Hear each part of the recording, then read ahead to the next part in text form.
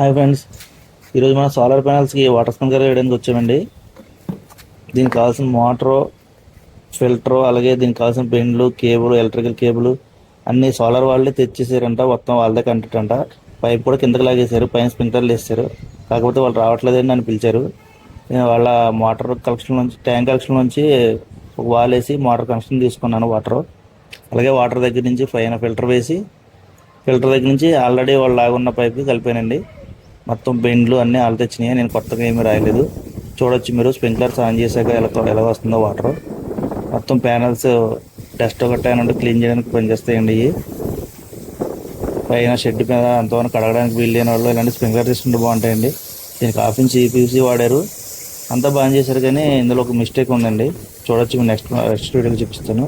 చూడండి, ఇందులో ప్యానల్స్ సగమే తడుస్తున్నాయి, పూర్తిగా తడవట్లేదు. స్ప్రింక్లర్స్ ఇంకా యాడ్ చేయాలండి. పూర్తిగా తడవకపోతే మీరు ఎంత వేసుకున్న ఉపయోగం ఉండదు.